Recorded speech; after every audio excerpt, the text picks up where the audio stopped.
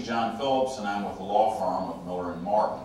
I'm here today to discuss with you the danger zone of other harassment. Joining me for this discussion is Tracy Klein, who's with the law firm of Epstein, Becker & Green in New York City, and Renee Kennedy, who's with the law firm of Gordon Harrison in Atlanta. When most of us hear the word harassment, I think we do think of sexual harassment, and there still are a lot of sexual harassment claims.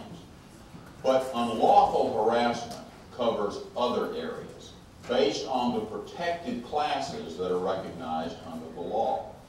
And when someone is in one of these protected classes, a company cannot allow this person to be discriminated against because he or she is in one of these classes, and a company cannot allow an individual in a protected class to be harassed because he or she is in one of these protected classes. Now, Tracy, we have mentioned sex or gender as a protected class because you can't sexually harass someone. What are the other protected classes recognized under federal law? John, the federal law recognizes many different categories. Some examples of them are race, religion, national origin, age, and disability. An example of harassment based on one of these protected categories would be the following. If you have a workplace, sometimes referred to as an environment, that is polluted, what does that mean? Meaning that you have a workplace that allows derogatory comments to be made because of somebody's race. You allow pictures, emails to be circulated or hung up on the walls. If that workplace is permeated with hostility because of race or religion or national origin or gender, it would be unlawful harassment. Okay. Renee, now, there are protected classes under state and local laws as well. Would you help our supervisors understand what some of those are? You're right, John. A number of states and localities have increased the protected categories beyond those that are protected by federal law. For example, a number of states and localities have considered and do consider marital status as a protected category. It would be unlawful to harass someone because they happen to be maybe the only single person in the workplace, giving them extra work or making fun of the fact that they are single. And one that we've seen that has been included in numerous states and localities around the country is sexual orientation. In other words, you cannot harass people because they are gay or straight.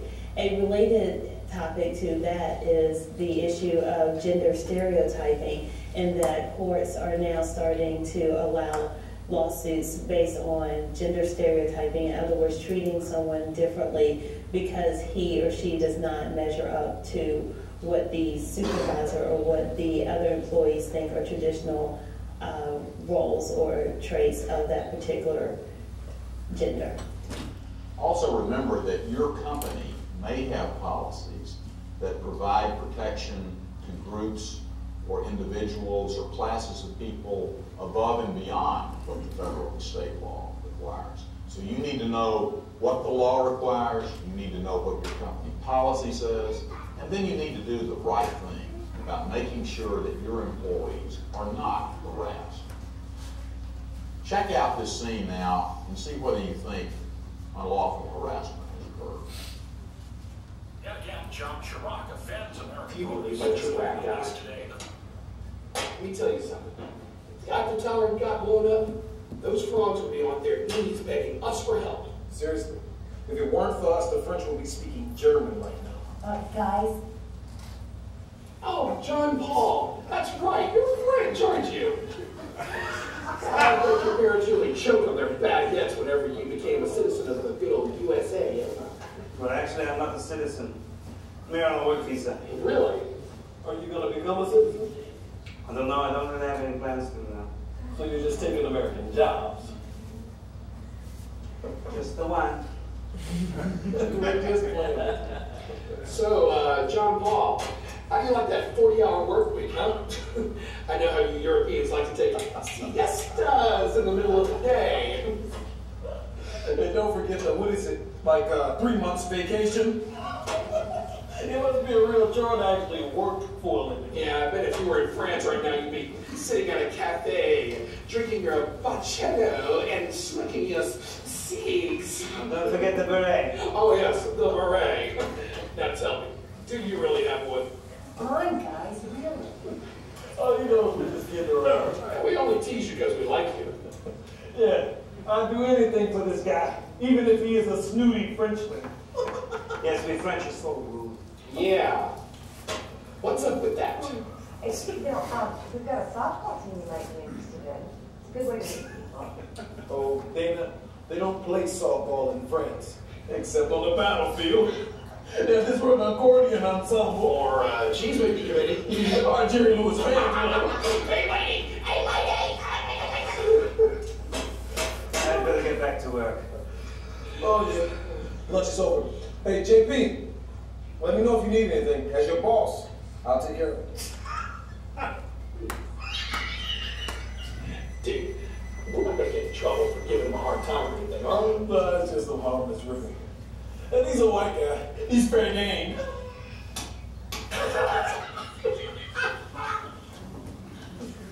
So, Tracy, is what we had just seen workplace harassment?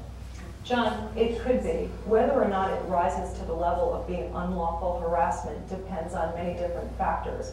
What matters is the totality of the circumstances. So, for example, if this employee is just come into this workplace, he's a new employee, it's his first week there, clearly this would be much more severe conduct. It is happening right from the beginning. One could say that it is permeating the workplace. However, if the colleagues are acting like this and it's the first time they've ever done this after working with this individual for a year or 2 years, it may not be considered unlawful. However, what is important is it shouldn't be taking place in the workplace to begin with. In this situation, we have a supervisor who is encouraging conduct that could lead to a hostile work environment claim. He is allowing and encouraging people to make fun of another employee because of a person's national origin in this case. There were stereotypical comments made talking about French being lazy, etc. This is not the type of conduct that a supervisor should allow, no less engage in. You know, Renee, the scene ended with the supervisor saying something like, oh, it's okay to harass him, he's the white guy. Well, of course, it is possible for there to be unlawful harassment against someone who's white if that harassment is based on the person's race. But let's take a situation where you have two people of the same race or the same ethnic group, and they're using slurs against each other. Can that still be unlawful harassment? Yes, John. The bottom line is that harassment is unlawful regardless of who the harasser is. For example, it is possible that an African-American employee could be harassing another African-American employee by making racial slurs or by telling racial jokes around that employee. What is important is whether or not those jokes rise to the level of severe and pervasive harassment. And John, it is worth noting also that federal legislation makes color harassment and discrimination unlawful. And by color, one means discriminating or harassing someone because of their complexion. For example, an African-American employee could target another African-American who is lighter or darker and make jokes or comments towards that employee for that particular trait. So yes, John, it is possible that someone of the same protected category can harass someone else in the same protected category, and that can lead to actual harassment. What do you do if you have an employee who makes funny comments about other employees? And, well, everyone laughs, but it might be inappropriate. I mean, I'm not above some good-natured teasing myself, but one of my people, Dana, Miss Politically Correct, seems to have a problem with it. But as I've tried to explain to her, we're just having fun. Take Raj, for example. He's always making fun of Terry, who's a mentally handicapped guy who works on our loading dock. Terry's a good kid. and everyone likes him, but Raj seriously cracks me up with his jokes about him. Of course, Raj would probably flip if he knew Kristen was making fun of him. Raj, that is hysterical. She sounds exactly like Apu from The Simpsons show. I swear she should be doing voiceovers. And then, of course, there's Adam, who's gay. There's some hilarious impressions of him floating around the office. I mean, this guy's such an easy target, but he's white. And I figure as long as he doesn't hear what people are saying, it's okay, right? Look, I absolutely will not tolerate sexual comments or racist jokes. And we've never really had a problem with that kind of thing. But I don't want my people to feel like Big Brother's always watching either. Employees need some time to have fun and relax. And really, who has more rights here? The majority who gets a kick out of the jokes, or the 2 or 3 targets? The comments are never made to a person's face, so no one is really getting his feelings hurt. But then, again, sometimes these jokes, they just doesn't feel right. Is it okay to let this kind of joking slide occasionally? Well, this supervisor sort of feels bad toward the end of this scene, but toward the beginning of the scene, you wonder if he really has a clue. Renee, he asks about Miss Politically Correct, and I assume he means someone who he regards as being ultra-sensitive to things that are going on. Do you have to be concerned about someone like that? Absolutely, John. The company should be concerned about this employee. First of all, who's to say that the supervisor has properly even characterized her as hypersensitive?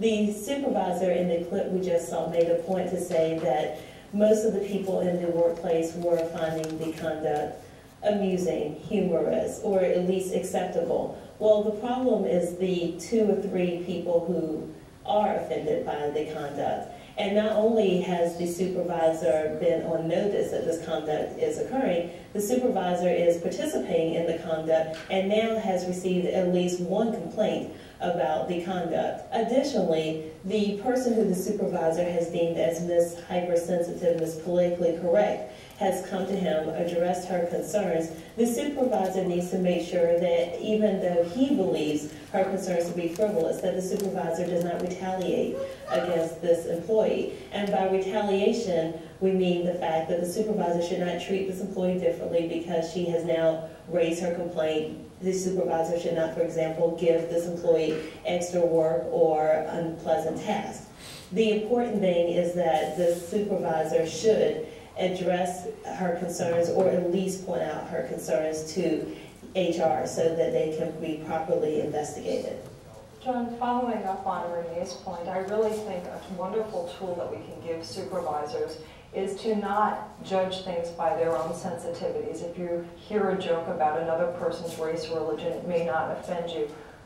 We tend to be much more sensitive when people make jokes or comments about our own race, our own religion, our own national origin. You should assume at all times that it is the same thing. You should act as if somebody is telling a joke about your national origin, your age, your disability. And if you would not find it acceptable or you would be offended by it, you should not allow that conduct to take place in your workplace. Tracy, our supervisor in this scene, obviously likes to have fun, but in harassment cases, we almost always hear people say, well, I was just joking, or I was just trying to have a little fun. When does a fun atmosphere become a hostile environment?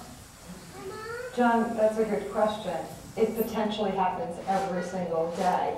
What may be fun today may not be so funny tomorrow. And what I mean by that is a supervisor who allows this type of environment to take place really is putting himself at great danger as well as the company. Why? Tomorrow when that supervisor is making a decision, doesn't give somebody a promotion, doesn't give someone a raise, that very person who was laughing today will tomorrow possibly turn that conduct into the basis of a claim. Also, John, it's important to remember that while other people may not speak up like Miss Politically Correct, that does not mean that people condone that or are okay with such conduct. You must recognize as a supervisor that some employees will just listen. They will passively listen. That doesn't mean that they accept it or that they are not offended by that conduct. John, what I believe is very, very important, you can have a work environment that is fun. You obviously want your employees to like coming to work. However, the fun does not have to be based on somebody's protected category. You can make fun, you can laugh. There does not need to be jokes, stereotypes about people because of their race, their religion, their national origin. The law is not meant to say people can't laugh, can't banter back and forth at work. But you should not allow the banter and the jokes to center around these different protected categories. Well, as you can see, unlawful harassment involves more than sex. We have to focus on all of the protected classes that we've talked about today in determining whether unlawful harassment is occurring or is not occurring. And part of your job as a supervisor is to determine that. And if you think that it is going on, harassment based on any of these protected classes, you need to go to HR immediately for help. Because HR is going to be responsible for investigating this harassment situation, and you need to bring it to HR's attention. Part of your job as a supervisor is to make it possible for the employees you supervise to do a good job. Well, an employee can't do a good job if he or she is forced to work in a hostile environment. And so you're not doing your job if you allow a hostile environment to exist. Unlawful workplace harassment has a legal side and a practical side. It's unlawful. It'll get you in trouble. It'll get your company in trouble. But if you allow it to exist, your company will not be as productive as it needs to be. And that's a big part of your job as a supervisor.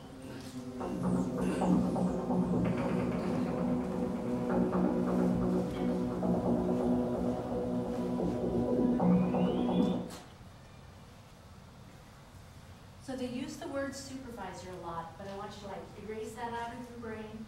We've already decided that it's everybody's role to pay attention to this stuff and protect each other in the workplace when you see these kinds of things happening.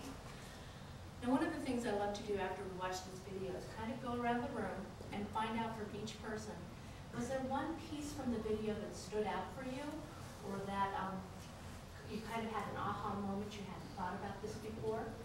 Do I have a volunteer to get started? I'll pick on somebody.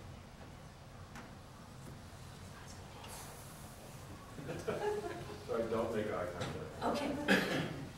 What, did anything? I mean, there was nothing that jumped out.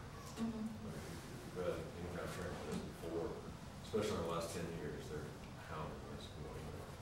And not just from the sexual side, but from any kind of jokes, inappropriate behavior, comments, and that kind of stuff. So I would say anything jumped out. I would say, especially for this industry or any industry that's high stress, sometimes the way we deal with that is to joke. And so I think someone from the outside, that if they weren't on the inside, would think, oh my God, they really say that? But we have to, you know what I mean? To me, it's that release. I don't know what's appropriate and what's not. So I think that you're bringing up a really good point. The reason why I showed this video instead of the one that's strictly pointing at just sexual harassment is that they talk about humor a lot in this one. And, okay, do you work in a high-stress industry? A little bit. Yeah, a little bit. So, high-stress industry, yeah, you've got to figure out a way to blow off steam. And humor can be a really good thing to do. One of the things that they're really trying to point out and focus on that is, we're not saying don't have fun in the workplace. We're not saying don't use humor. But make sure that your humor is not around any of the protected classes. Don't make fun of someone because of their race, because of their sexual orientation. Don't make fun of people because of their religion, that kind of thing. We need to make sure that when you're using humor in the workplace, you're choosing acceptable subjects that are appropriate and respectful of every individual in the organization.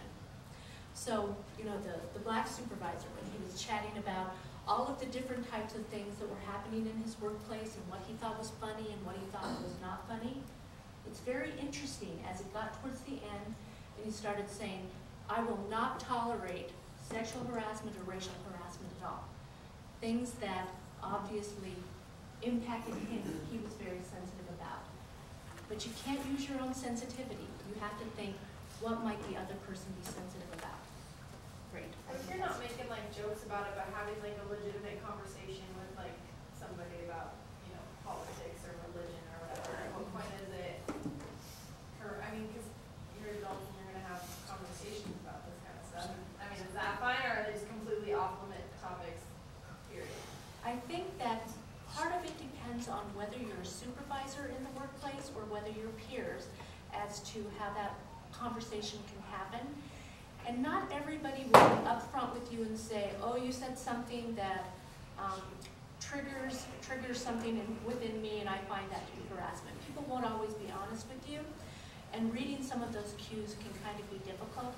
But yeah, you can have conversations in the workplace about religion, but you shouldn't say negative things or bad things about someone's But I religion. feel like it's almost impossible because in the policy that you read or guidelines or whatever, it said intentional or unintentional. And like, I mean, if we're having a discussion about that, I feel like everyone gets offended about everything. Like, you can't make everybody happy, so I don't know how, like. And so how do we navigate that? Exactly. And that's part of what this whole training is about. Bringing those sorts of questions out, trying to encourage each one of you. If somebody's having a conversation and it's hitting you wrong, having the courage and courtesy to share that information with each other and learning from each other so it doesn't rise to the point where someone feels like they're being harassed or discriminated against. So I think those are some excellent comments. And it brings up the point of, they talked about whether a workplace was hostile and whether an activity was severe and pervasive. So at the first point when they had, they were making fun of the Frenchman in the break room, the lawyer was saying, you know, if this was the first day that he was at work and already people felt that free to make fun of him and his religion in the workplace, that's a very good indication that this might be a severe and pervasive kind of thing that's going on and that this person is actually being harassed. But if it's a one-time thing and you have a miscommunication with a peer, as long as you guys communicate with each other and work through it, it probably doesn't rise to the level of harassment. But if they come to you and say, hey, stop calling me that nickname, I'm just making something up, and you continue to call them that nickname over and over and over again, that's where it becomes pervasive, that's where it leads to a hostile work environment, that's where it could become discrimination and a problem. But how do you like document that? You know, like say, do you just have to go to your supervisor every single time and say they keep calling you this name, they keep calling? Because like, at what point it's like, if there were restrictions kind of thing, if there was like ever a lawsuit or anything that happened, they could be like, oh, I stopped calling on this name, and the other person would be like, no, they didn't. You know, like how do you document that? I think documentation in any kind of situation like this can be really important because as human beings, we just can't remember everything. And I know that the first time it happens, it may just sort of brush by you and you go, oh, okay, that didn't feel good, but I'm not going to say anything about it. Maybe the second time it happens, it would be important for you to actually write it down on a piece of paper, maybe on the calendar, what day it happened, who said it, what they said, what they did, that kind of thing, and try to report as accurately as you can their words. And then if it continues, continue to do that so that you have at least sort of a map of what's going on and you're able to show that it didn't just happen one time, it happened a lot of times and it's starting to become pervasive, it's becoming very uncomfortable. I'm not able to be productive at my job because of how I'm being treated at work. I think those are important things for people that, you know, stick up for yourself and do. But yeah, it takes time, it takes work to do that documentation. Just like they were talking earlier about making sure you're marking down the medications that you give correctly every time. It takes work to do those sorts of things. So it's not necessarily easy, but if it's making you uncomfortable, it's a good thing to do. Feel like I answered your question? Yeah.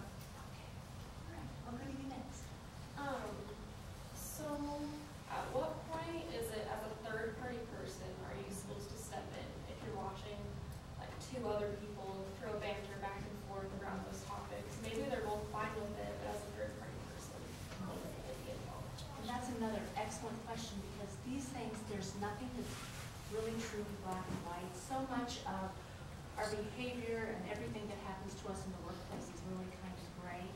So if you're the casual observer and you see something going on, if you don't like it, then it's a hostile workplace to you. So it may just be that the two people who are engaged in the activity is welcome, but at some point, those two people, that activity might become unwelcome. And if that's making you uncomfortable, it's certainly something that's worth speaking up about to a supervisor, or sometimes, you know, depending on your personality, it may be appropriate to go to that individual directly first. It may not be your personality to do that. But if you're feeling like it's a hostile work environment and you're not able to concentrate and do a good job because of this banter, then it's affecting you as well. The problem with welcome banter, whether it's of a sexual nature or anything else, at any point in time it can turn unwelcome. And it doesn't necessarily have to be sexual. In the video with the gentleman who was originally from France, towards the end of it, he said, "Oh yes, and I have a beret at home." Well, he was engaging in the banter, right? He obviously enjoyed what was going on. The answer to that would be no. But when you're in those social situations, it's not always easy to stick up for yourself and say, "Knock it off, this isn't appropriate." Anything stick out to you? How will the Frenchman tolerate it without saying, "Guys, knock it off"?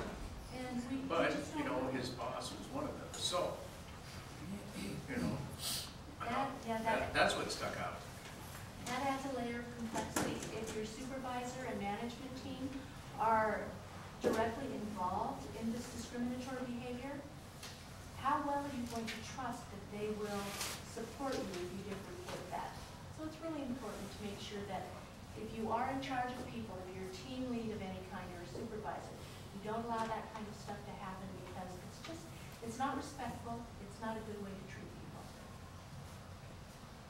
So then along those lines, let me follow up with so, as like senior staff, not necessarily managers, but I've been here for a long time.